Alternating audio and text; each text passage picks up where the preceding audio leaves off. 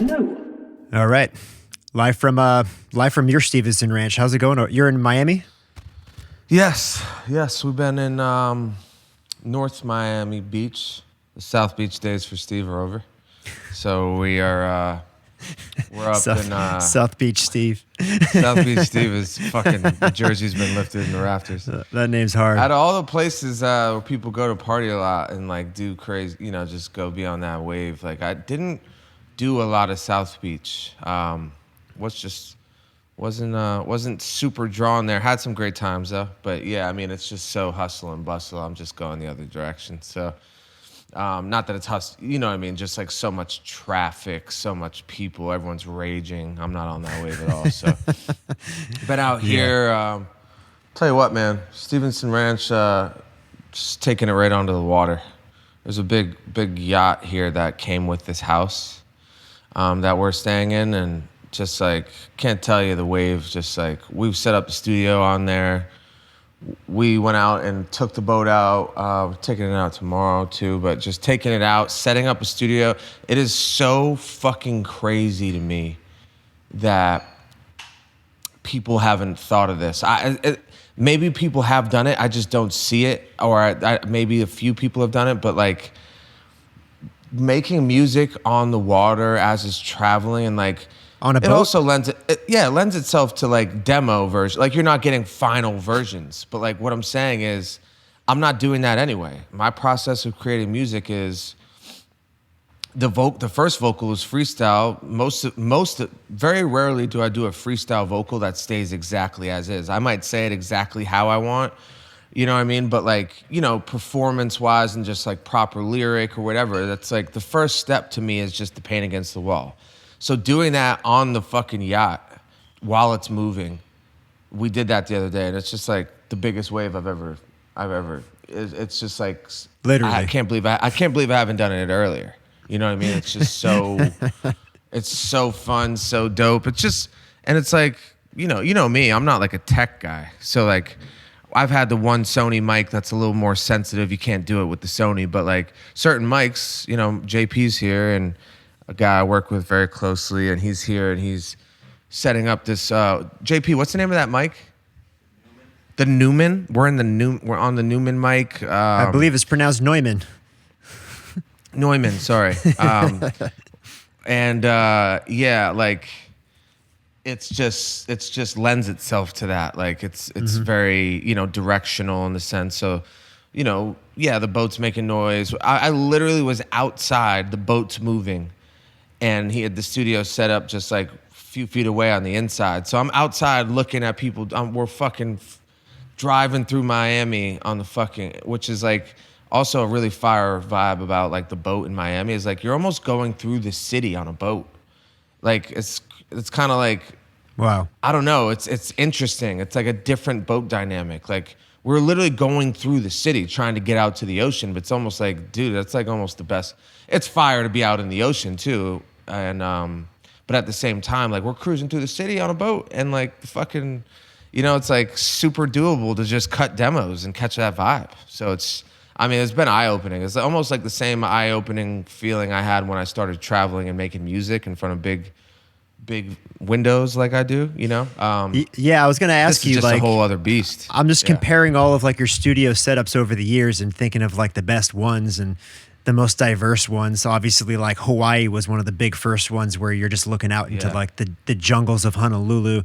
And then you think of something like Montana, you're looking out into the woods at that house we were there, and now you're talking about being on the water.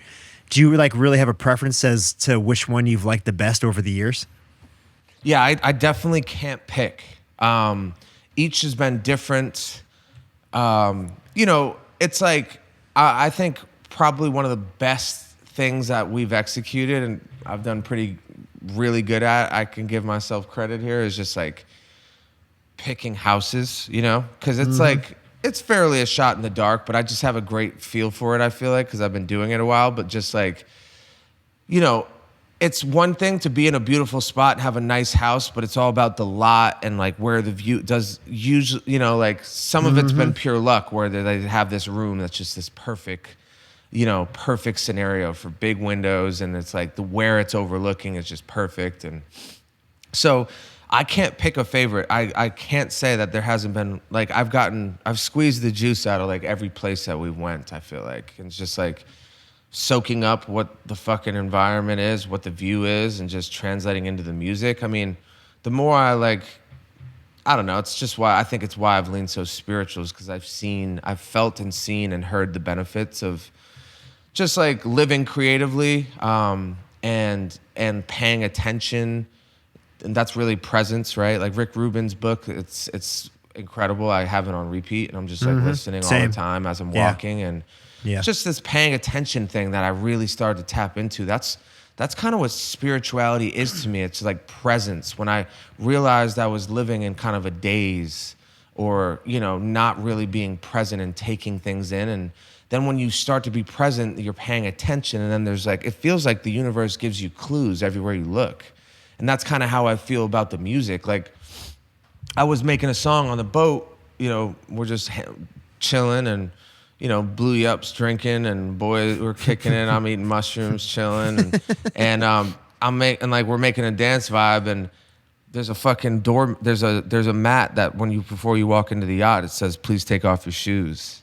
And like, the whole song was based off like, I don't make the rules, please take off your shoes. And it's just like it was just about turning my life into a cruise, and there's only one rule, is take off your shoes, like something like that. But it's just like, that's just like a very clear-cut example of just paying attention. Yep. And living creatively and taking everything. So essentially it's kind of what this model is. Like, I set up in front of a beautiful view, and I will go for walks, and I'm around, and I'm plugging in, and I'm just trying to plug into the fucking universe and pay attention to what it's offering, And this music on the water thing, I mean, water is like our life energy. We're made of water, and like, I even feel like when you bounce a song out of the fucking Pro Tools, it's a wave file. You know what I mean? Like, the songs, now that I think about it, the better the song, it's more shaped like a wave, It's like ups and downs and peaks and valleys. And so it's just like, I don't know, man. It's just, the more I peel back the layers, like, I don't know. It's really just about trying shit. And I had never done the boat thing. That's like, it's just an extension of what we're already doing, but just like taking it mobile. Like, so since then I've already booked, we're going to go yachting for 2 days after we get out of this. But after we get out of this house, we're taking the yacht and going to go live on it for a few nights and just cook up and record the whole thing. Are there beds on there? Yeah, there's 4 beds. 5 beds. Man. Wow. So it's a big fucking boat. Yeah, it's like a little under 70 feet, but it's just dope. It's like great outdoor space. There's a bunch of chilling spots. So we're gonna go take it for a spin, Steve, and see what it gives us, I mean, the number one question on my mind is, what the hell have you been coming up with out there? I mean, we only did it once so far. We're going tomorrow again. It's just we made a dance record out there, but like, and then, dude, we just been like, so it's on the water right behind the house, and like, we're just going and setting up out there, and we go set up out there, and I'm just like, you're on water still, you know what I mean? It's just like this nice, it's just this dope feeling. I don't know, and it's like my favorite listens. I'm listening on there, and then we've been chipping away at records too. Like, I'm getting on the mic, even though the boat isn't moving. I'm cutting, different vocal takes and adding things to songs, and it's just been like an asset, So we're gonna go. We're going tomorrow. Caleb Presley lives down in this area, so he's coming by tomorrow. He's a big music guy and been a big fan of mine. So he came to the Tortuga Festival, and then was been dying to just come hear the music and come catch the vibe. So we're gonna go out on the boat tomorrow, and it's a great listen, and it's also, it's just a great place to create. So we have that day all day tomorrow, and then again we're gonna go out for like 36 hours on the boat and just throw paint against the wall.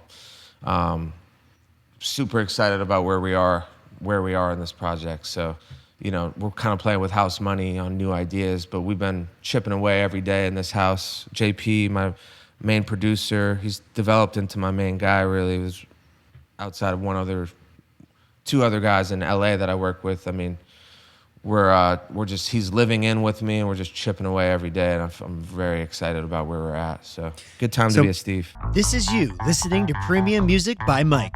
Getting wasted on the beach. Premium music by Mike. Dancing with a hot girl. Listening to premium music by Mike. Hot girl sitting at the bar. Getting hammered on a rooftop. Hot girl at the bar looking your way. You in a dope suit. Money. Convertibles. Premium music. You having a threesome. Your friend joins in. Shots. Lots of fucking money. Dancing to premium music. Hot girls. Beer. Champagne. Girls making out. More cars. More money. More fucking chicks. Premium music. Drink a beer. Drink another beer. Drink it all, you fucking pussy. Premium music. Hot chicks. OnlySteves.com. John Kilmer here with a fantastic new product. Today I'm here on behalf of Freeze Pipe. This is a pipe that you literally put in the freezer. Let me explain to you how it works real quick. This is a tremendous product. Now these pipes, they have glycerin cooling chambers that when you put them in the freezer for up to an hour, you take them out and it's literally a frosty pipe. Now what this does is when you take a hit, no more burning sensation in the throat, no more burning sensation in the chest, no more cough attacks. You literally get the smoothest, coolest hit ever known to man. This is an absolute game changer. I've never seen a pipe that you put in the freezer. This is some real elegant shit right here.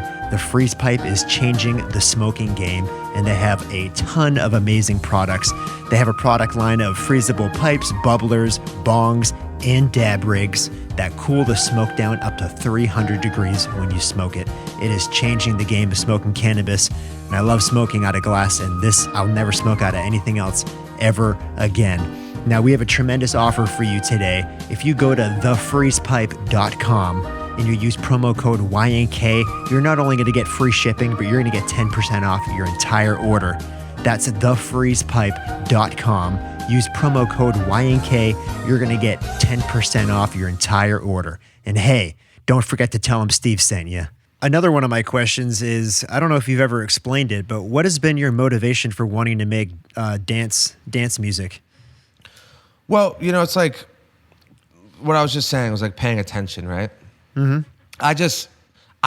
I'm not musically trained. You know this better than anyone. You were dealing with me when I was first starting to. God bless your soul for dealing. You're dealing with me too. It's all good. Yeah, and like even now, like there's no music theory. I have no idea what the fuck I'm doing, technically speaking, right? Mm-hmm. It's all feeling, and I'm just going I'm literally just going off my feelings. It's what I did when I made the mic switch. It's what I did when I changed the sonics to like this, that, you know, that it's not even country music at all, but it's like that inspiration, you know, of some country, the way country music makes you feel, you know? And then as a fucking human being, I've gravitated towards like listening to dance shit and how it makes me feel. It's like kind of that same feeling when I was tapping into the country wave, you know, like. And it's just, dude, I don't think about anything. Like, none of it's calculated, but I just started drifting towards making, you know, throwing paint against the wall in that direction, you know? And what we've learned is, like, a lot of these ideas that I'm creating, I feel something special about maybe something in the vocal I did, something special about what I'm doing, but the music we've played a few times and it's still not translating. What we've realized is that usually when we're kind of feeling like not dead end, but just like unfulfilled, or we've turned over some stones in the, you know, sonic space that we're building the mic sound in, we started to realize that like opening it up and then just taking it a dance direction, it was like an unlock, you know, and it was so fun and creative, and it was almost another layer of creativity was opened up for me, even just because like I'm kind of sampling myself. Yeah. What I mean by that is like I'm creating this vault. It's already what I was doing, right? So what I'm doing is like, I'll explain kind of how the mic sound came about, and this is just another iteration of it. The dance shit is another iteration of the same process that I kind of landed on for how I make music. And it's like, if I have any type of vibe or inspiration or feeling on whether they're chords, a guitar loop, music, could be a full beat, whatever, right? what I learned was that I fucked with a lot of the vocal shit I was doing, but I needed to strip the music and replay new music. And that's kind of how we got to this sound, the mic sound in general, right? Like I would freestyle on these kind of more rap beats, and then we'd strip it, we'd play fucking country leaning guitar, and it was just a fresh thing. Like Lost My Boat was a prime example of that when you did Lost My Boat. Yeah, but I really did it for like a lot of songs. You know what I mean? Like, yeah. So, and it was kind of like that was an aha moment. And then this is just another iteration, but it's even further because it's like I'm really pretty deep in a producer bag at this point. Like I'm so hands-on producing. I'm really able to articulate my thoughts at another level in regards to production.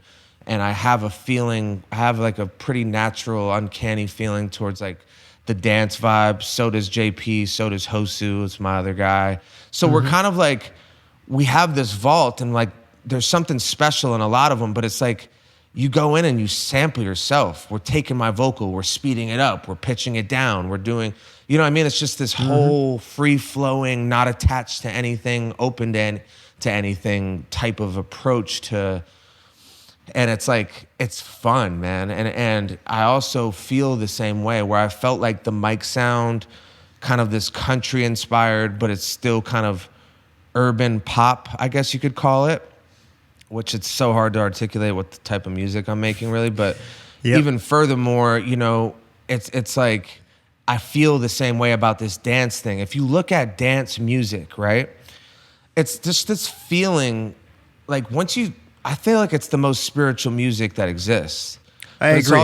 It goes back to like the primitive state of like the tribal type music where it's it's monotonous and it's keeping a rhythm and you can kind of. Do you remember what we were listening to in Joshua Tree when we went out and took mushrooms? We're listening to Rufus Still So, and like that's when I was tying like shirts around my head, acting like a caveman, but that was my natural instinct to be like kind of in a primitive state of just being in like a tribal vibe because that's how we came up as human beings. You think about drums, like that's one of the earliest forms of music. So it literally is. I think we're wired. Music deep started as a spirit. It started as a spiritual thing. Music, like it was a prayer thing or native. You know, there is a spiritual aspect to it. Think about it, man. It's the only universal language really that just like music can make you feel something. And you don't even have to know what they're saying. You know, it just speaks to the soul.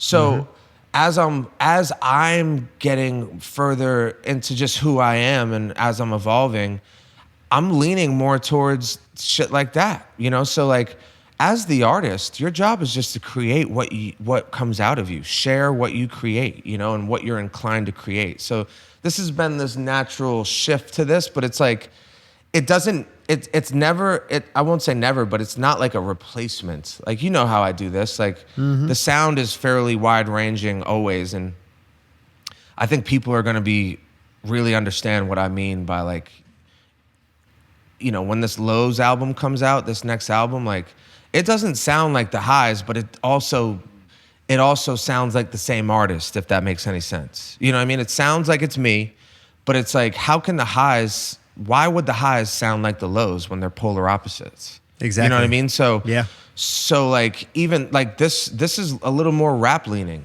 but it's like done my way and the new way, and it's just like the energy. Like think about what 808s are. It's low frequency. It's the lowest frequencies. That rumble. What does that make you feel like? It gives you that certain energy. It's why rap music got so big. I mean, it's the best gym music there is. I mean, you'd probably argue that because you're listening to fucking Steel Panther over there, but at the same time, like rap got so big because of the energy it gave you. This aggressive, confident, fuck everybody. I'm gonna grind. I'm gonna get better. Rap would do that. There's a lot of people that would have never ever foresaw rap getting so big because it's talking about guns, drugs, murder, where a lot of people can't relate to maybe the lyrical content, but everyone can relate to the energy of needing to get the fuck up and get, you know what I mean? It has a motivation feeling just to the sonics of the music. You know what I'm saying? So this dance shit is like that feeling, you know, and really my whole point is what I'm trying to say is like, I'm following my instinct and paying attention to what moves me. You know what I mean? And then I'm relying, and that's really my trust in this whole process is if it moves me, it's gonna move other people, you know?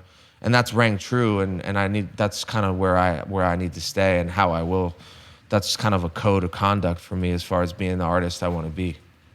Beautiful. Yeah, I want to backstep because I think another reason why you might be gravitating in this direction is because I've noticed, especially on the highs, is you've kind of dispersed away from basic song structure, where a lot of the songs on the highs, like Mountains, for example, there'll be a chorus, but then you'll just go into this outro that's like 2 minutes long and that just goes into a dance beat that's like a kind of a departure from the original song, but not really. And even Wusa, for example, someone commented on that, how you look at the structure of the song Wusa and there's not really like a basic song structure in like the classical sense of like verse, pre-chorus, chorus, repeat, bridge, you're kind of just going with the flow of wherever you think the song should go. And that's what keeps it interesting.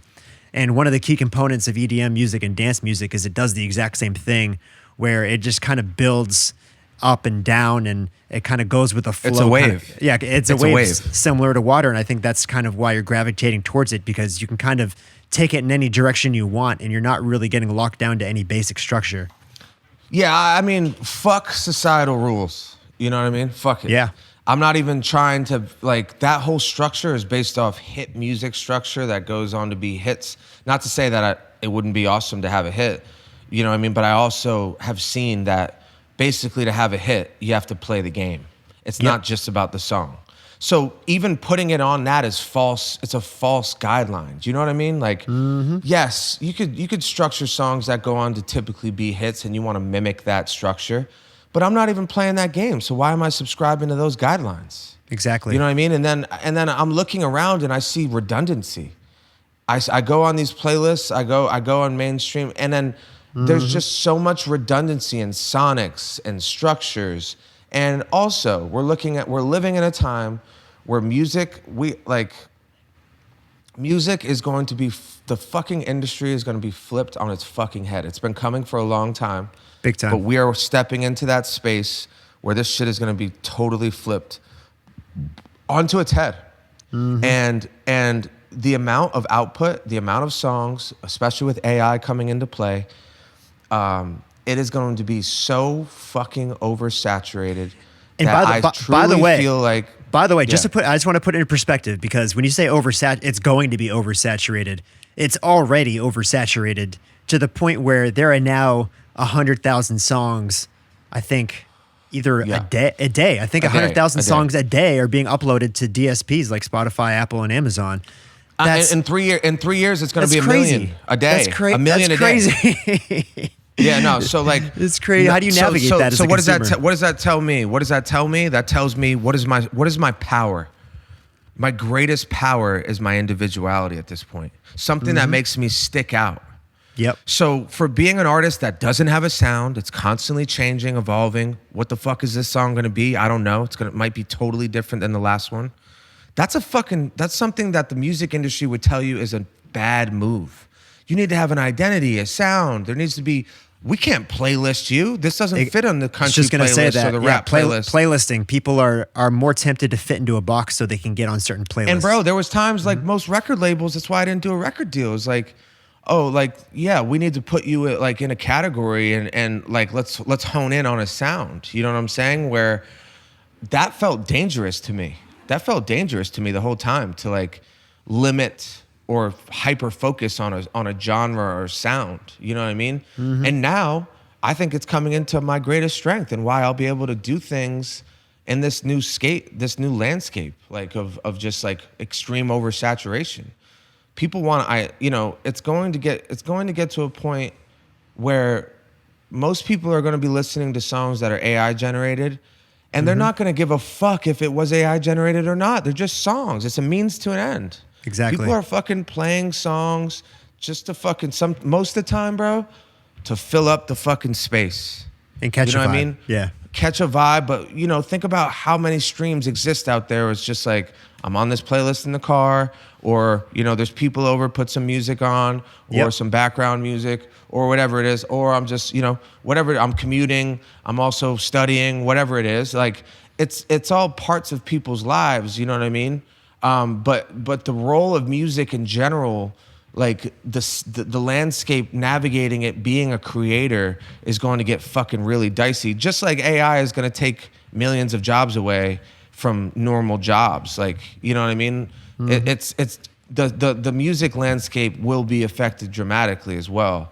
And creating a fan base that is engaged with you, the person, versus, hey, this song's cool, is so important to being able to survive monetarily going forward, because most people will be listening to AI-generated songs in 5 years and they won't give a fuck who the artist is.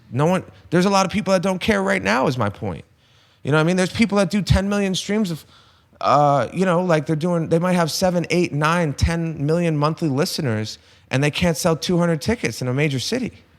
Because the people like the songs, but it's like, yeah, I heard this song and I like it, but I'm not necessarily interested in like who this artist is or what the fuck he's doing. I have kids in my own life and a fucking job. You know what I mean? So it's like the focus for being a creator in this space is carving out your importance to people. You know what I mean? Are you important enough for people to engage with you directly? You know what I mean? And stay focused on what you have to offer in a time where you can't go anywhere and not find content, bro. There's entertainment every fucking second at everyone's fingertips in a multitude of ways. So it's just a really interesting time, man. It's an interesting time to be a creator, but it's also, you gotta be, guess what? Paying attention, bro. Like living creatively. It's why I'm very, very much locked into this Rick Rubin book, because it's not even about being an artist, bro. It isn't. It's about being a human. It's about being a human. And if you're living creatively, you're going to be all right because you're paying attention. Yeah, he has a lot of great notions in that book. It's so good, man. One thing that I want to backpedal to an earlier thing you said about not being classically trained as a musician. And if you read the book, especially in the early chapters, it's called The Creative Act by Rick Rubin. He talks about it's almost a disadvantage if you're classically trained as a musician, because then you're given all these rules within music that you think you have to follow, which pigeonholes your creativity in a way, where someone like you comes into music where you're not classically trained and you kind of just have this blank canvas and you can make a song whatever you think it should be, rather than there are no rules. So you're going into it at an ignorant state, which has actually been helping you in the long run, rather than being almost like pigeonholed creatively, thinking you have to do things a certain way. And I think as you made music more and became a little more trained within music, you've kind of still like widened your vision on what music can be, rather than the other way around, which I think has been very beneficial. Yes, you hit the nail on the head. I mean, reading that book has been so self-affirming for me on things that I've just learned and felt intuitively this whole time. I mean, preferably, I'd rather work with producers that aren't musically trained. Yeah. That's a preference for me. The two guys that I've handpicked and worked with and curate, he's 20 feet away working on something right now. He's not musically trained. Yeah. And he's just going off feeling. And then I have people in a small circle that are incredibly musically trained, and I feel as though they need my guidance or it's not wavy. You know what I mean? Like it's, and I don't even mean that. I mean, I don't mean that like even egotistically about me. I'm saying, it goes for my other guys, like the other two producers that aren't musically trained. I feel like I'm more tuned into their thoughts versus the guy that's dialed in on the music theory. You know what I mean? Mm-hmm. I intuitively fuck with their thoughts and the way usually their ideas or approaches more than the people that are theory, So yeah, it's just like, dude, what the fuck is music, man? Why is it big? It's because it fucking makes you feel something. Like there's a million ways to make you feel something, but really it's a vibration. Mm-hmm. It's coming out of the speakers, vibrating through the fucking into your ears. You know what I mean? It's like, it's just a feeling, man. It's a vibe. And I don't, why the fuck would I tune into anything other than how it's making me feel? Now, there might be someone right next to me that says, I don't like it. This doesn't make me feel anything. That's okay. where I'm the art. That's where I'm the artist, and he's just a fucking person. He's a consumer of the music, or maybe that person's even bigger artist. He's more popular and successful, and he says, "Hey, yeah, I don't fuck with it that heavy." Well, that's another thing Rick Rubin said is taste is subjective, right? It's like, or objective. It's like, dude, why do you see people arguing? All right, say you go out to dinner, and and it's a business meeting, and there's people coming from fucking, you never met them, so everyone's going, and everyone goes and orders food, right? Have you ever seen people just start arguing or debating why chicken was better than steak and why they should have ordered the salmon instead of the fucking tuna? Like, no. You know what I mean? That'd be like, that's the same conversation that's happening about music. Like people want to claim like they're the best, or people want to claim that this artist is the best, or how do you listen to that? Your music taste sucks, whatever. Like I catch myself doing it. I'll catch myself fucking be like, like you look at the person different because you fucking hate their taste. You know what I mean? Which is fine. We're human. But at the same time, it's stupid. You know what I mean? It's like, it literally is just taste. It's like, what tastes good to you? I'm not mad at you because you don't like the fucking sandwich that I order.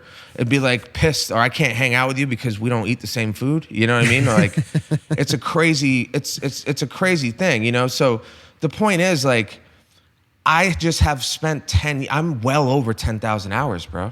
Like, so I have developed in my own way. No, I don't know what fucking music notes I'm singing per, you know what I mean?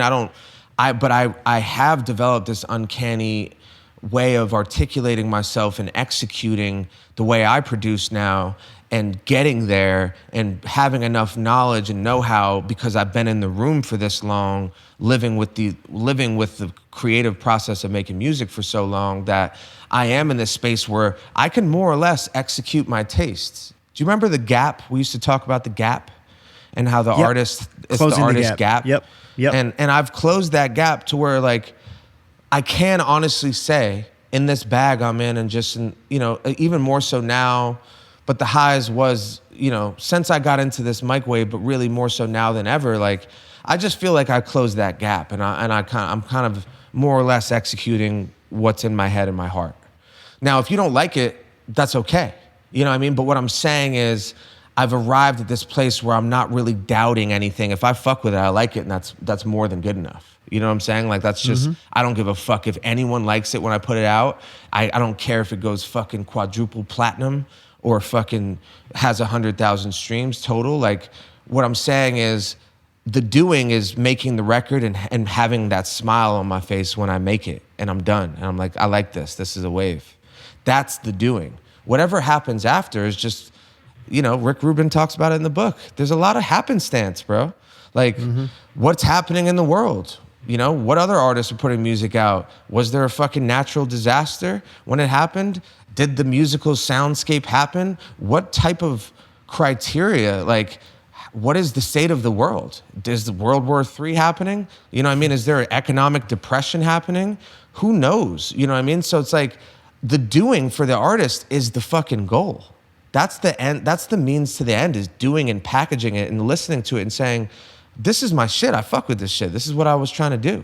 You know what I mean? And then you share it, and whatever fucking happens, happens. And the law of detachment has been it's like been a life hack, an unlock for me. Is just like I truly can say with conviction, I don't really care about the results.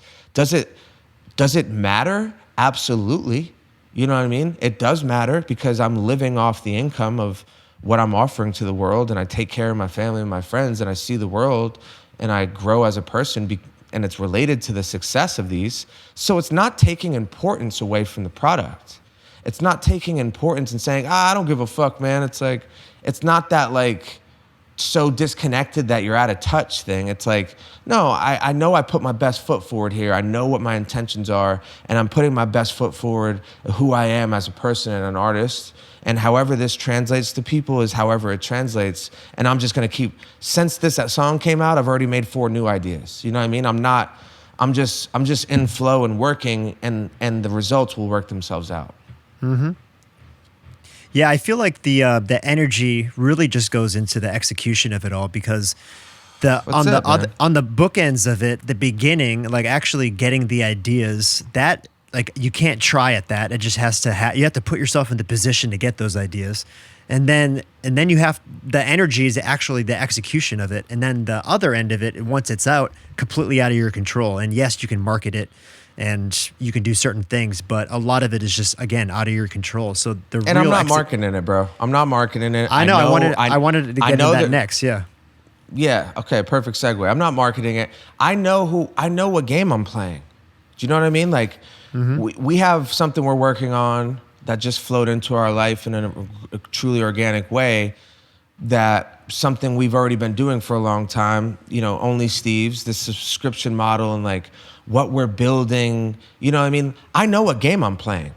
And I'm looking at that as the goal versus like, hey, I'm gonna put this song out and spend $1 million to make it platinum. For what? It will go platinum in time if it's meant to go platinum. But right. I'm not gonna make bad business decisions just for my ego to say, hey, look at my successful song.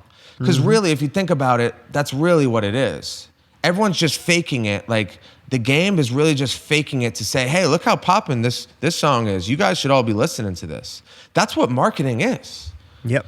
Bro, I know what these fuckers are doing because I'm in the game. I've seen it. That's what they're doing. They're spending money to make the shit look popping. So then because they know how herd mentality works in society, and when you see something popular and you start hearing the song everywhere because they paid TikTok influencers to make it pop off, and they paid the radio to play it, and then they're boosting the YouTube streams and view counts. They're boosting their Instagram, so everything looks popping and crazy, and people feel like, wow, I need to know what the fuck is this that everyone loves? What is this? What am I missing out on? Even the streams, man. I mean, like, there's a stat that came out that they're saying like major label artists, like 30% or more of the streams could be completely fake and fabricated through stream farms, which is like, that's even mind blowing to me as well.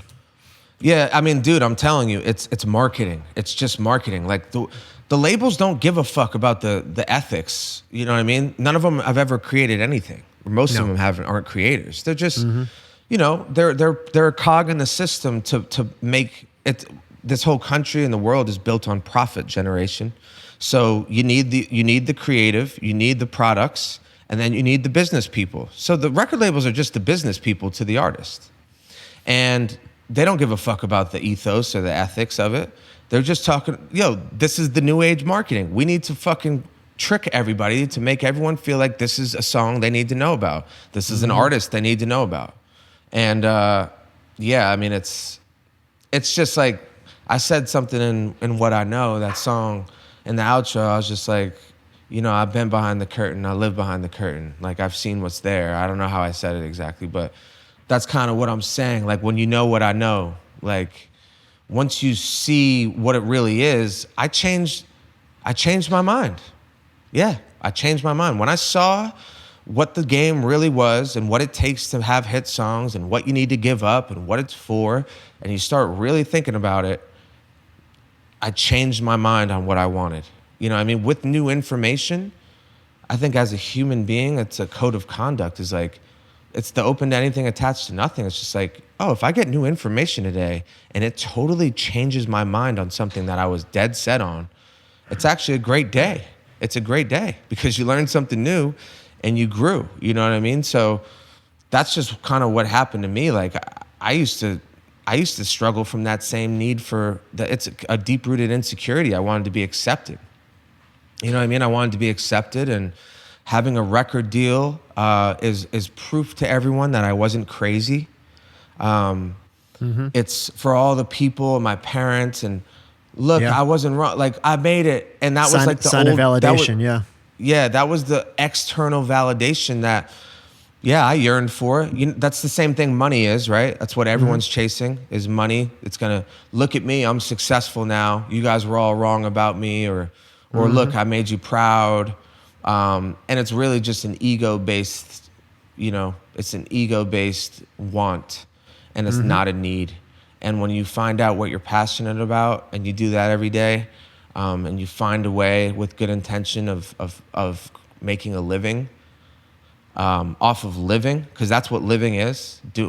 Living is fucking waking up and doing something you love and adding value to the universe and being a good person, you know? So if that's making a living off doing what or you're making a living off living, bro. That's making a living.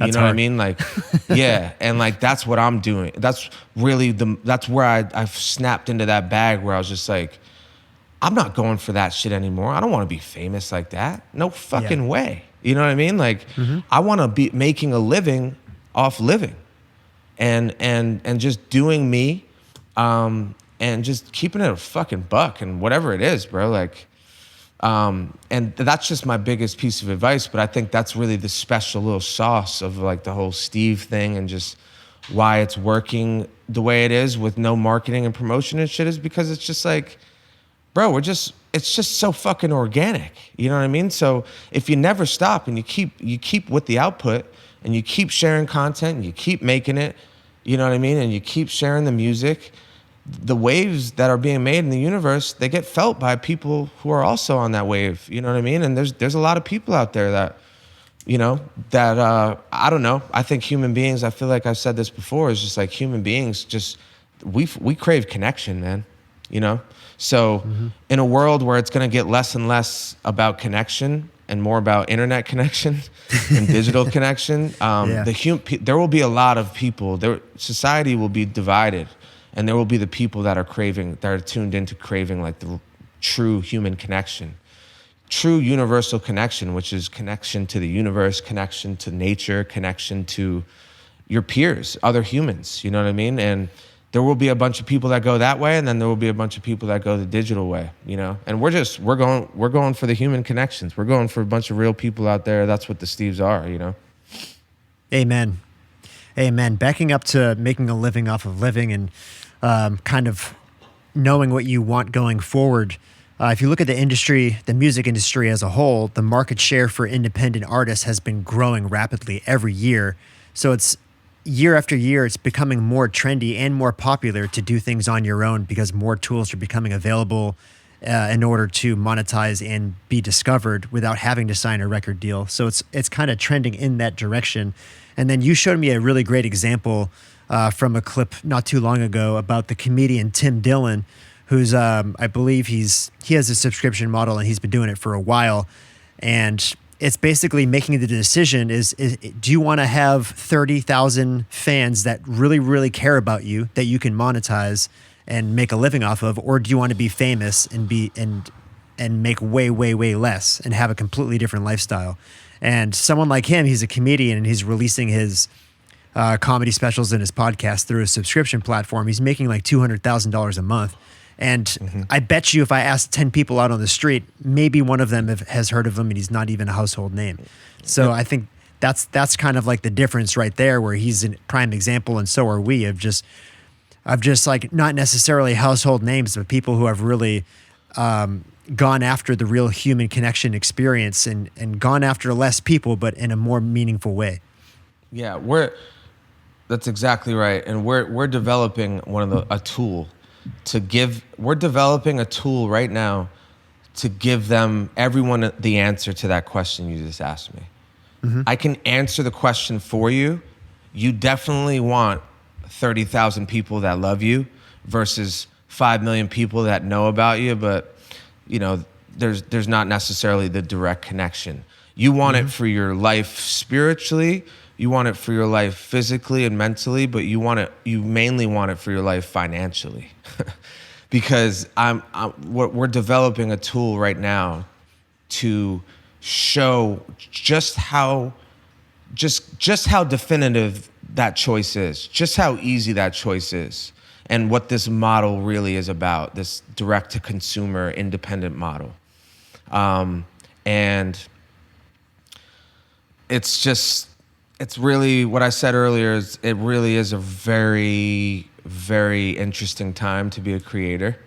It's just an interesting time to be alive, and I think it's just, again, back to paying attention. Just pay attention to what's happening and think creatively all the time. And I think we're onto something really special with what's being developed and getting ready to roll out here pretty soon. But it's like, that question you just posed, people don't understand how obvious the answer is. So we're developing something to show you how obvious the answer is. I'm already a proof of concept, and I'm living proof. I'm living in the fruits of that choice. And we're going to talk more and more about this because this is a direction we're going, you know. But it's an exciting time, and I think it's even bigger. We've spoke about it on the Premium podcast before about where I think commerce is going. I think it's bigger than just music. It's bigger than just art. I think commerce in general is going in this direct-to-consumer model where it's less about big companies. Amazon might ship it out. You know what I mean? Amazon might be shipping every person's shit out, but every person is becoming. Think about what social media is kind of teaching people. It kind of started. It started this notion that everyone is a brand. Your name. You are a brand. So going into this space where commerce becomes, hey, I'm really good I'm incredible at like curating recipes, and I have my social media, which is my commercial. That's my daily commercial that I'm sending out, and thousands of people are seeing them. No different than a TV commercial of the past. Mm-hmm. I'm making posts. I'm showing what I'm making. I'm showing you my life and who I am. And don't you like what you see? And isn't there a lot of relatability? And hey, maybe these diets will work for me. These recipes are awesome. So you know what? I'm gonna subscribe, and that whole thing right there is essentially where it's going. It's like every person is a brand, and their website, their social media, it's just a marketplace. It's a marketplace. And you can, whatever your skill is and so this is getting back to the living for a living thing. This is actually a beautiful thing for society. If people wake up and they do what they're naturally good at, and they find their inner genius, like their source energy. Like there's some people that you just put them around a car, bro. They'll fucking figure out what's wrong with it and fucking fix it. Like where I couldn't do that if you gave me 6 months, but someone could just go out there and do that. That's people living their truth. Mm-hmm. So this model really is opening up the capability for society to get back to a bunch of people doing what they love every day. And then also, what are they doing? They're adding service. They're helping people. Hey man, I want to learn how to fucking fix tires. So I'm going to book a 3-session package with you for $250. That exchange, that guy is walking away knowing how to fucking fix a tire. And this person's getting paid for doing what he loves. And it's all one happy fucking universe. And that's really what the true nature of commerce is. It's not a bunch of people getting hustled by companies and corporations. Mm-hmm. It's people waking up, doing what they're good at, and being of service to other people. And then people paying, and then people paying another human for their fucking services, and they're getting a direct fucking result. You know what I mean? Like, you're not gonna get that fucking video from the guy showing you how to fucking fix the tire step by step. You're not gonna walk away from that uninformed. You know what I mean? You might not be as good at him at doing it, but you're gonna fucking get the answer. You know what I mean? You're not gonna get hustled and have to go through 3 different fucking, iterations of it before you get somewhat of an answer. Like, what I'm saying is it's actually the best model for actually a little bit of societal reform. I'm so passionate about the subscription thing. People kind of think, like, I feel like a lot of people couldn't get it, and I get it because they're like, yo, I don't wanna pay more money. Like, I'm already getting charged everywhere. I don't want to pay more money for your music. And I understand that. But it's also a vision for the future and where it's going. And I actually think the societal benefits from direct to consumer commerce, it's kind of going back to what it was in the beginning of societies. Remember, you would go into town and you'd barter. You'd barter with the baker, you'd barter with the fucking carpenter. And it's like this marketplace, human to human. You know what I mean? It's like bringing it back in a like organic way to just like, hey, like this is how society operates. Like, I'm gonna go fucking learn from the chef how to cook for my family, and I'm gonna pay the chef, and then I'm gonna go over there and I'm gonna fucking pay for the art from this guy. Whatever it is, it's just like this direct to consumer marketplace that I think will actually be really beneficial in the long run for just society. Yeah, I agree. I agree with that, and I want to kind of explain a little more about when you were explaining about that exchange for information, say like learning how to fix a tire. A lot of people's argument right now will be like, "Well, I can go on YouTube for free and find out the same information." But I will say that First off, that's not true. But no, no. go ahead. The point I want to make is that it's going to trend away from that because it's not right now. Companies like YouTube and companies like Spotify, it's not a fair exchange, and it's not a fair exchange in the sense that yes, it can be used if you have a platform on those. Yes, it can be used for marketing purposes to grow your brand. However, it cannot solely be used to monetize for most people. Because if you talk about YouTube and Spotify, 1 million views on either is only going to pay you out a couple $1,000s, For maybe sure. $4,000. However, and that's what happens when you have these large corporations that you're kind of just a piece of. When you're going peer to peer and you're selling stuff to other people, yes, you're on another platform. However, platforms like that are only taking 10, 15% tops, and you're keeping all of the rest. So it puts more power into the actual person who's selling things. And you don't have to appeal to a mass audience. You can just appeal to a smaller number of people. And like you said, you can do what you love, and you don't have to feel like you have to be part of the masses. That's all. That's valid, 100%. What I think most people, I get where they're coming from, but here's what I think they're missing. Right. Mm-hmm. This is a commodity exchange, so it's like a service. Think about the fucking world and FaceTime and how good these iPhone cameras are, right? Mm-hmm. And the connectability.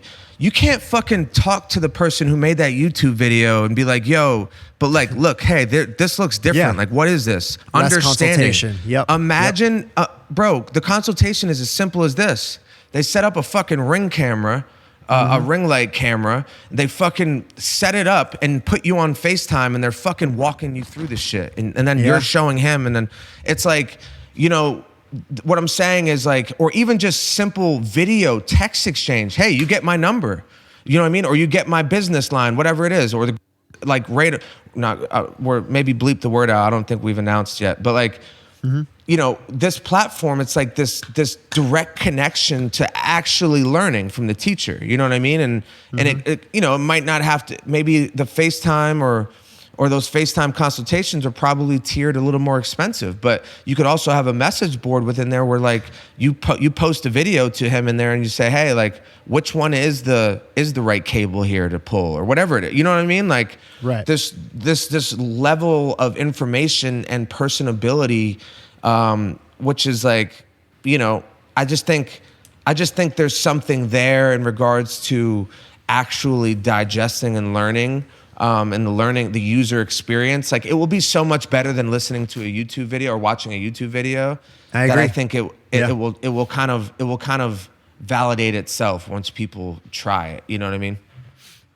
Yeah, no, like you said, it's a lot more human, and that's and it's allowing people to do what they love every day independently, free of large corporations. Let's put it this way. On this new platform, I know somebody who in the soft launch was a trial that was ran. Let me put it into perspective of what I just said. 60,000, I believe, I might be wrong, 60, 70,000 followers on Instagram. She uploads recipes. So she doesn't necessarily upload the recipes, but she shows the recipes and posts small, excerpt videos of what's going on. But it's also her personal page where she's showing her life and her boyfriend, and she talks and shows. So there's this connectability, right? Like I feel like I know this person, and her fucking these bowls she's making and these meals look fire. Like I want to know how she makes them. She launches a personal page on this, and she makes $10,000 the first month.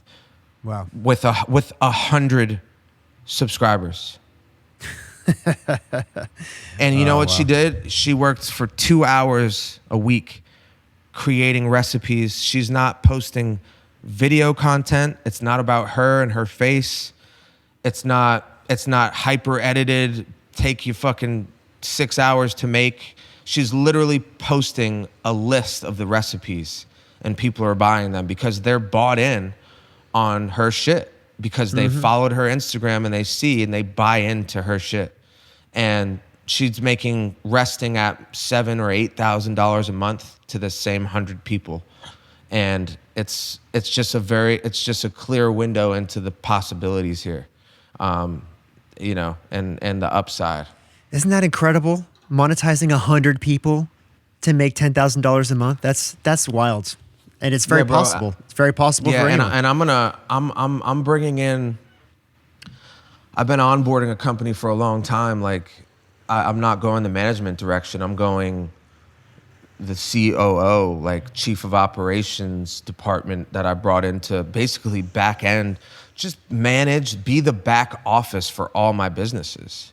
You know what I mean? Like, and that's really where the direction I'm going with just how to manage the whole thing. But what I'm trying to say is, like, soon I'm going to have very digestible information, and I'm going to share, you know, I'm going to share just, you know, maybe it's not, we don't have to share direct exact numbers, but I'm going to give a better insight. And that's where I'm going with all of my back office dealings. I'm going tech. Like, just look at this digital dashboard that shows you exactly what these songs are generating, exactly what these hats are generating. Here's how all the verticals, here's the, like, literally real-time data, understanding the fucking back end, like really understanding the business, right? Like, even as a musician or as a creator, just once you get a vision and a clear insight into what these numbers mean and what it really takes to be very lucrative, like, you realize very quickly that less is more. You know what I mean? It's just about fucking being really good at something and then sharing that skill and figuring out how to market that. And it's really just simply posting your stuff and just letting your talent speak, which is, I'm going to be able to share like a very clear window into what that's done for us and how so many more people across all walks of life and all different categories of skills can do something very similar, maybe at 1/10 scale, and have a fucking, you know, but I have a bigger operation, you know what I mean? Like, I have more people to pay, there's more shit going on. But what I'm saying is, like, you could be making content with your skill from your house and doing real bread, bro. Like, life-changing bread, like covering your rent, and fucking you're able to, you know what I mean? Like, this is just where I think it has to go, and I think it will go. And I do feel as though it's kind of a calling to, it's kind of the final direction for me, and just where I stand in this whole entertainment space and what kind of value I think I can bring. You know what I mean? And it's in this, like, sharing the narrative and creating innovative ways to maybe make a better landscape for all people to exist in and get their fair share, and also get more tapped in spiritually to who they are by doing what they love, you know? Yeah, speaking on the spirituality side of doing what you love, it just reminds me again of, what was the seventh law of seven spiritual laws? Law Dharma? Dharma, yeah. Yeah, Dharma. So, I mean, essentially that law is just basically the meaning of life in a way is finding something you're passionate at and then using it to be of service to others. And you said something a lot earlier about kind of like money being like the driver for some people. And what I've found, and believe it or not, the seven spiritual laws has opened my eyes. Yep, you did it. You were right. Yep. The law of Dharma, it's what I found is that when you take money out of the equation and you do find what you're passionate about, and then your only goal is to be of service to others, not to make a profit. Obviously, you know, you have to make a living, but if you take money out of the equation and you're really just trying to be of service to others with what you're good at and what you're passionate about, the money actually flows in quicker. And it flows in more. Let me give you a little perspective. Yeah. You are where you are because you lived by your Dharma. Well, yeah. I'll explain to you right now.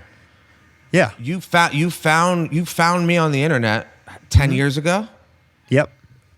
And I had 2 songs out. I was literally a fucking joke. You know what I mean? Like, but you saw something, you felt something, you offered your service, You were so valuable to me in that phase, and you weren't asking about money ever.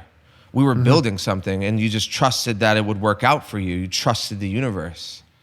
And now the money that you make, and think all the things you've saw in your life, all the people you've met, all the dreams that you've scratched off the bucket list are all dividends of you living by your dharma. Yeah, facts. You've already done it. You know what I mean? And now the key is to just stay tuned into that and because that's what happens. You grow up, there's more responsibilities. I'm buying a house, my girl, my parents, blah, blah, blah. What do I want? What do I want to make? What are my dreams? How much money does that take? Oh my God, I need more money. This is how everyone's experiencing that in their own way, you know? And if you aren't experiencing it in the financial department, you're born into some type of financial situation, there's just something else in your life that's wreaking havoc. It's just what it's about. You know what I mean? It's about navigating the evolutions of life, you know? But living by your dharma is what you just said. That's why I preach the 7 spiritual laws, bro. It's the literal Bible of just staying tuned in forever. The fucking stipulations and the criteria and the fucking data points and where you are in life and who you are in the world and what matters to you in the world, that's all gonna change. But these laws, if you stay tuned into these laws as everything's changing, you're gonna be fine. You're always gonna be home. You know what I mean? You're gonna be able to, if you're living by your dharma and you're living by these codes of conduct and these laws, which I literally think that's the perfect spiritual book. That's why I'll never, that's why I'm so high on it, and I'm not gonna say never, because maybe something will change my mind, but it's just so layman's term important and a guideline to live spiritually and be present. And if you're constantly checking yourself, no matter what's happening in your life against these laws, and you're constantly curating your life to be in alignment with these laws, you're gonna be fine. It's just the way it is. Like, yeah. I don't know that for sure, but I kind of have a knowing, a gnosis, you could call it. You know what I mean? I don't know that. I feel like I do, though, in my heart. You know what I mean? And my example, you're an example just like I am. I read that book and I said, oh my God. I've been doing a lot of these.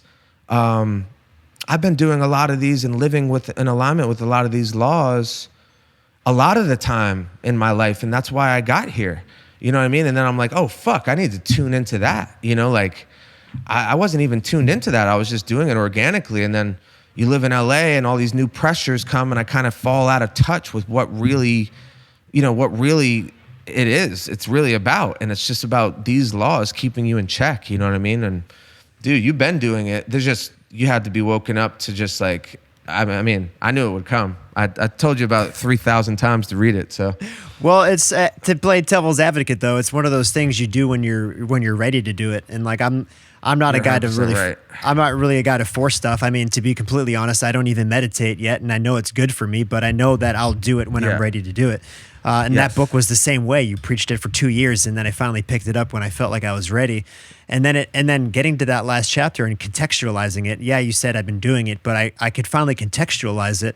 And then even going forward, like you said, I checked myself, and I felt like I needed it because, especially like moving to a new city and whatever, even like conducting business and working for myself, I started networking in a different way where I wasn't networking and trying to see like dollar signs. I was networking like simply to bring value to people, and that's it. And when you do that, and you're not networking just to make a dollar, but you're networking to actually bring value to other people with using your talents and things you're passionate about, the money is going to flow so much faster that way when you're not just thinking about actually making the money. And it's been wild, and I've literally seen the difference. I really have.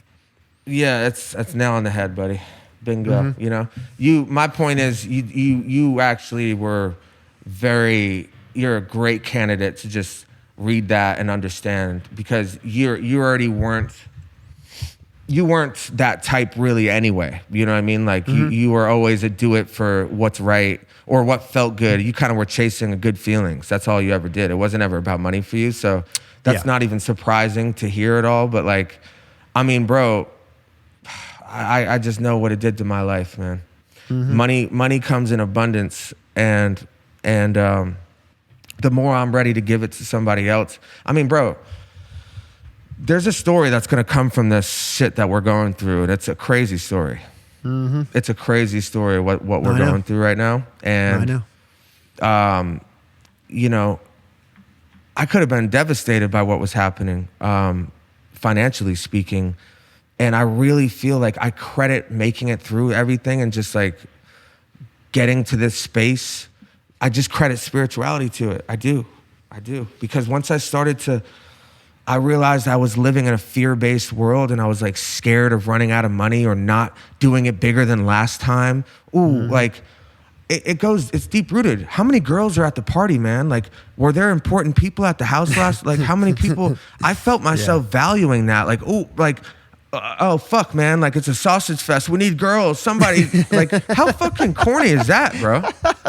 It's the corniest shit you could ever fucking do. And you know, you think I'm there thinking I'm an alpha male, or I don't even think I was thinking that, but you know what I mean? Like, that was what defines you as cool. Like, oh, yo, his parties are crazy, bro. Everyone's over there. You see all the bad bitches over there. You see Mike's concerts. It's all, man, it looks so fun. And look at all the pretty girls. And man, looks like they're they're successful in the crib. And like, dude, I got the bigger cribs when I stopped caring about it, how it looked. You know what I mean? Like, it's so limiting when you define yourself by external validations and you say, yo, I'm lesser of a man.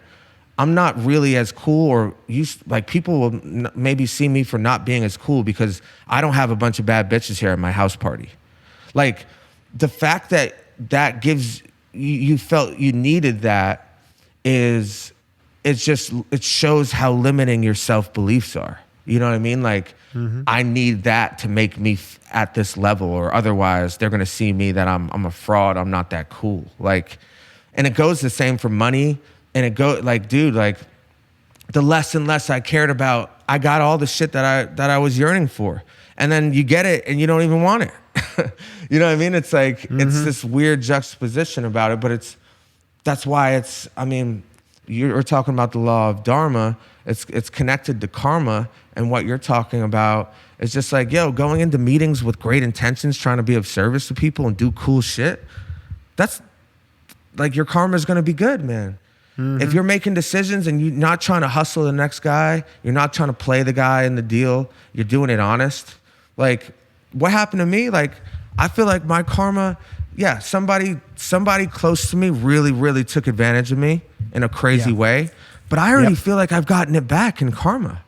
Yeah. I already feel like I've gotten it back, bro. Like, that fast. I came up with Only Steve's, and think about where I'm going in my life, this direction, and even like this new thing we're developing that I'm really high on.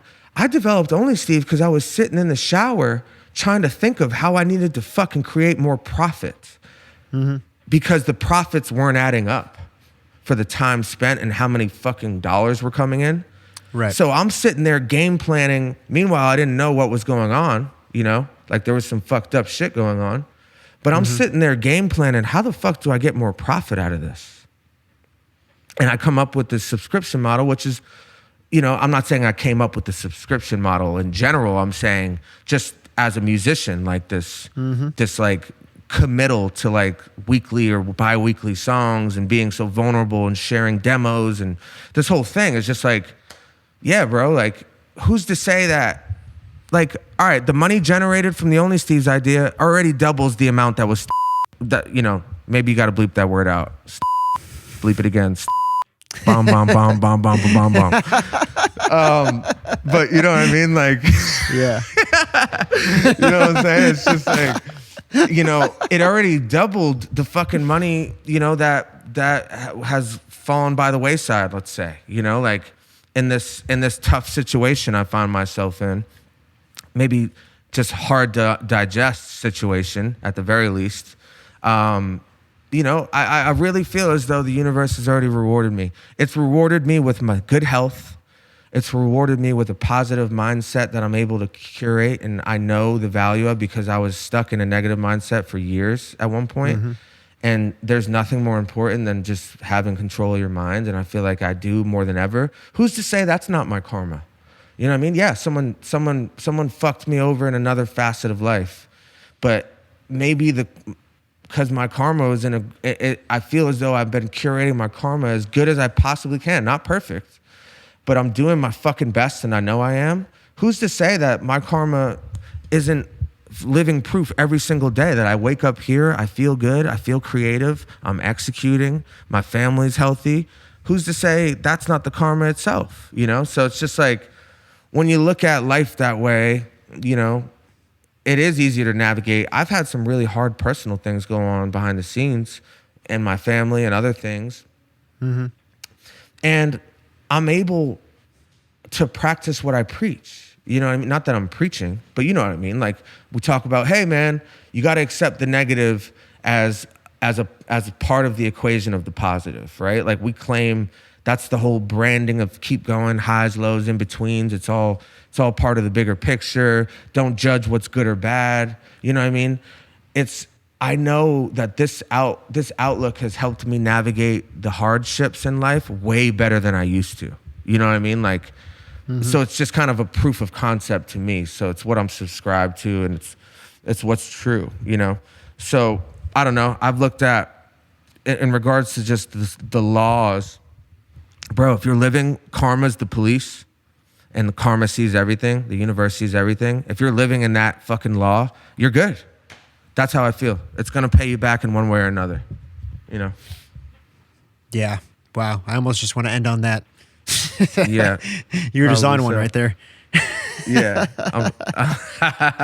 You got a lot to get off my chest. Damn, you're just like Tatum game 7 right there. You just dropped 50 on him. Yeah, shout out my guy Sully, man. My guy Sully, like, first off, like, I'm sitting here watching Game 6 like a diehard fan. It's not to say I'm not you know me, I'm just not like a big sports fan like that. But I've developed a connection with the Celtics franchise really because of how their service to me and how great they've been to me. When I'm not an A-list celebrity by any fucking means, bro. It doesn't, they're not monetizing. I mean, they just started doing some media with me, you know, and it's not like they need that, you know what I mean? But like, right. My point is he's doing it just as a gesture because, bro, his kids were fans and put him on, and then him and his wife caught the wave, like positivity, and his wife has a YNK tattoo on her fucking hand. And she's not crazy. Tatted up. She has like one tattoo or two tattoos. I didn't know like, that. That's crazy. Yeah, but like this guy hooks me up, and like, you know, I'm not one of those. I would never spend like $50K to go to a fucking basketball game ever. You know, maybe not ever, if it's relative. But you know, like, I'm not that big of a fan. But at the same time, my niece Brielle has developed into a huge fan. So now it's like, yeah, I would pay for him, you know, but they don't, like, he's like helping me out so much, man. So and really it's like kind of a karmic thing if you think about it.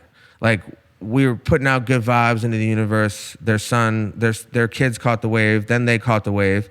Then it's like, yeah, they can kick back to me some service because I've added some good vibes into their life. And that's the fucking, if you think about what currency is, and it's an exchange. You know, like, if one side of the exchange stagnates, the energy stops there and the currency stops, you know? So it's like, you need this, that's what it's really all about, you know? So shout out Sully. I'm watching Game 6 like a diehard fan because I'm praying that they go to Game 7. One, because I want the Celtics to win, but two, it's Mother's Day. So what better to give, a great Mother's Day gift when that's really all my family, like, they don't go out and do a ton of stuff. Like, that's one thing they all love to go do, you know? So to go to the games. So fucking bring it to Game 7, and then they get to go experience it on Mother's Day, and it's just a layup from my guy Sully over there, who really takes care of me. Big Steve. So shout out to Sully, man. So your mom and Brielle were at the game? My whole fucking family, man. Yeah, my whole family. Wow. What an experience that must have been. They're sitting right behind the bench. Like, literally, it was their favorite seats. Like, he always puts us in fucking courtside or right around it, and this was their favorite one. They were right behind the bench, like in the huddle almost. It was crazy. They loved it. No, that's where when we went to when they play regular season against the Pacers, I remember like we were like right in the Pacers bench, and I was like sharing a dip cup with the Pacers head coach.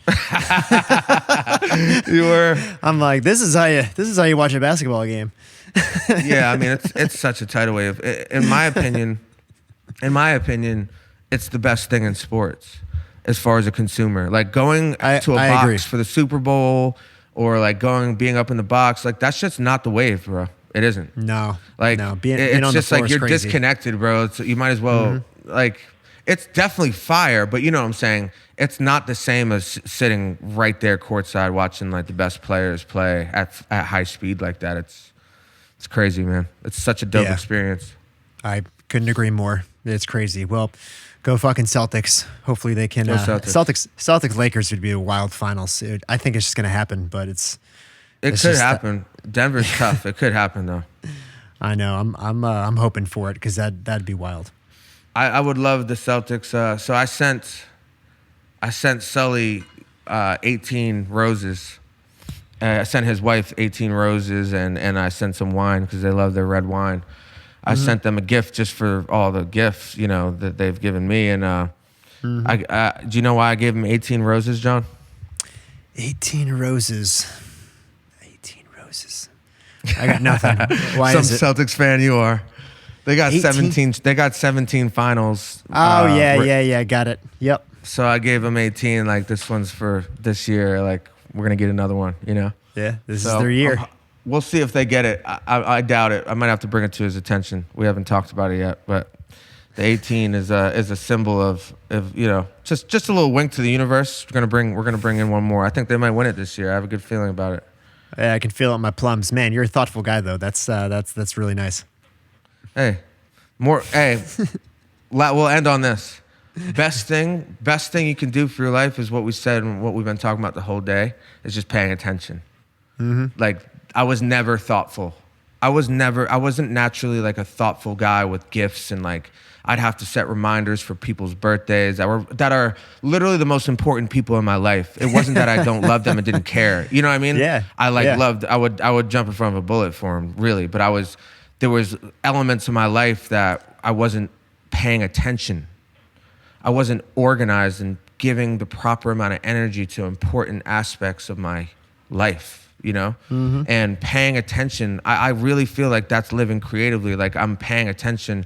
How many finals do they have? Like, that would be cool. Like because I'm paying attention, you know what I mean? I'm less, and that's just like, if say you're in love with your wife or you're listening and you have a girlfriend or your relationship with your parents might be struggling, just try that. Just like try to hyper pay attention to everything and just translate it into being more thoughtful. You call your mom when she's on her morning walk, or you fucking, you know your niece is getting picked up at 3, so you're calling at 3:05 so you can talk to her on the ride home. These things that you can do, it will just change your life, because when you start to fucking like fertilize and water those plants, you know, like you really take care of those relationships and you add to them, what it does to your being and your state of being and your life, it translates into everything, bro. It really does. Yeah, amen to that. Pay attention. You heard it here first. Yeah, that's the name of the episode. I already wrote it down with an exclamation point. There you go. All right, John, great conversation. Great to hear from you, sir. Same to you, man. Hey, it was great to see you. And it was great seeing you in Memphis. What happened? Did you leave? I left like more or less right after the set. Where did you go? Did you stay at the festival? Me and the lady went over and got a corn dog, and then took it back. I always knew you and your true other half would just go get a corn dog and take it home. Yeah, it all led to this. Yeah. It was good to see you. Everything's good. We had a good time. Memphis was fun. It's different these days, you know.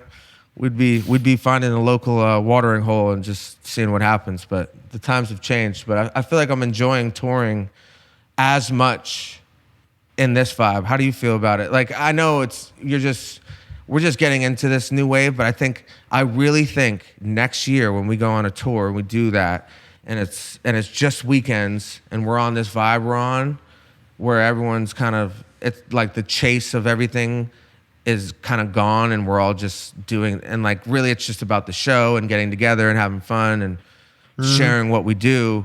I really feel like it's incomparable to Stud Summer 2014 tour. You know what I mean? It's incomparable. Totally different style of fun and awesome, but I feel it can be as equally as fun and awesome in its own way, you know, with this new mindset. You know what I mean? Yeah, one thing that I've noticed that I've really appreciated more and more is that we've been around for so long, where we've had an influence on people for such a long extended period of time, and to actually like talk to the fans and just hear the influence we've had, not just for like a short period of time, but to hear someone say like, man, like I've been following you since I was 15 years old, and now I'm married and have kids, and like you've just been a part of my life this entire time. Hearing that is extremely humbling, and it's something that I truly, truly appreciate hearing these days. That, you know, that's one thing I've been paying attention to, is those conversations, and it's just cool to be able to say that we've been around for 12 years and been a part of people's lives for that long. And think about how crazy that is, bro. It's longer than most marriages. I know, and it's it's wild. It's really wild to hear, and to be in that position. I think a lot of people look down on it to say, "Oh, like I'm old now. I'm 35. Like I'm a dinosaur."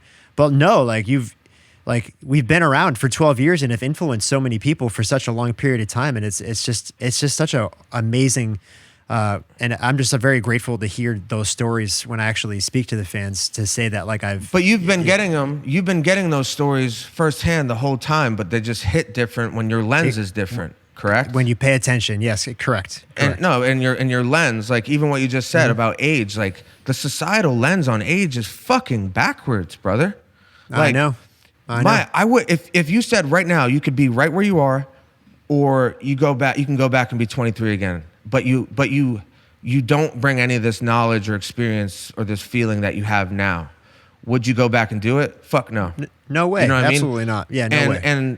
And being old, getting older, bro, and like if you're doing it right, yes, it takes like making adjustments with your health, your self-care, you know, your time management. Your personality might feel like you're changing, which guess what? Life has changed. You need to keep changing. So when you get to this juncture, like, man, you can, it's simply a perspective switch, because bro, like having some experiential wisdom going through things. I've said it before. There's one clip that went viral on Instagram. I was just like, you know, talking about you get all your sauce from going through shit. And like, it's hard for me to sit there and talk to somebody who hasn't been through a lot. And there's been a lot of debate about what I meant, or if it was like something that shouldn't have been said, when really what I mean is like, I'm talking about really young people. Not to say all young people haven't been through it. I'm talking about, think about me at 23. I wouldn't want to hang out with me at 23. You know what I'm saying? Because it was before I went through shit and gained perspective. When you don't go through shit and haven't really faced true hardships, your perspective is kind of one-sided, and it's like very easy to get embellished and not have a very well-rounded awareness, self-awareness, but also just universal awareness and other people, other people's feelings. Think about the shit I used to do. Like, obviously I wasn't a bad dude, so it wasn't serious, but just fucking with people, or like just thinking you're the fucking king of the universe and it's all about you. You know what I mean? In every interaction, just in every thought and how you look at things, like certain behaviors, you know? How I used to fight and just like with no regard, and just, you know what I mean? It was just, someone said something to me the wrong way. Like I had to let them know how fucking out of place they were and fucking put them down. You know what I mean? That's ridiculous. It's like, it's what I'm saying by, you know, going through shit and age and experience, bro. That's like gathering coins. I've said that before. It's gathering. You're fucking picking up coins, bro.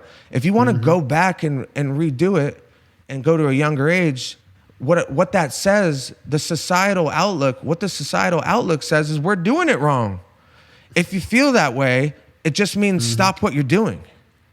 You know what I'm saying? Because age and getting older and more time on the fucking planet is not some negative version of a human experience. This is the natural progression of how it's supposed to go. You're supposed to improve. Yeah, you might get some wrinkles on your skin, whatever. The natural processes will happen.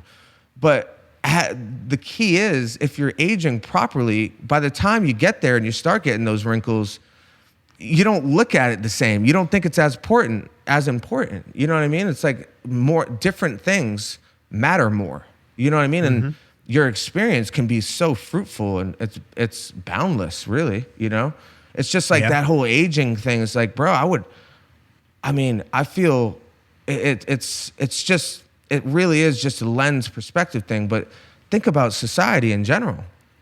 Yeah, this is a societal outlook because most people that are alive right now have been indoctrinated to go to school, get a job, work your way out of debt. Maybe you'll get some bonuses. Maybe you can someday be fucking regional manager. Maybe you'll take 3 vacations a year. And this is what you do. And work is a means to an end. And you fucking literally donate your time, fucking 3/4 of your time on this fucking planet, the time you're awake, to some fucking job that doesn't mean anything to you, to a company that doesn't care for you, and you're just somebody in the fucking cubicle or whatever it may be. I'm generalizing, but you know what I'm saying, bro. Of course that society has a bad outlook on age because they're fucking their time's running out they're realizing they're getting older and they haven't done anything they fucking want to do, and they don't like what they're doing. So when they wake up every day, it's not an excited feeling to be alive. And that's the fucking root problem. Yep. Yeah. No. I'm going on tangents today. Just dropped another 50 on him. A quote that always stuck out to me, and I know we talked about legacy before, but the quote that stuck out to me was that legacy is the number of lives that you've touched in your lifetime. So those are the coins that I like collecting. Is knowing the amount of lives I've touched. That's the true legacy right there. Yeah, it really is. It really is. I mean, dude. Same thing I just said applies to it's the same society that's telling you tangible wins, financial gains, material possessions is what is a successful life. It's not. Nope. It's not. That's a small part of what a successful life is. And for most people, you don't even need that much money, bro. It's just about doing what you love and doing it with the people you love. And when you live from a place of love and open and acceptance and walk through life with good intentions, you're going to attract. The law of attraction tells me that you're going to attract good people. And if you're paying attention, you keep them with you. And that's really, that's a successful life. Amen. Cheers. Cheers, brother. I'm gonna go for a walk. Yeah, I'm gonna go for a walk too. I'm gonna let this marinate. Yes, sir. Good talk. We'll talk soon, buddy. All right, brother. Good catching up with you. All right. Later, guys. Later, Steves.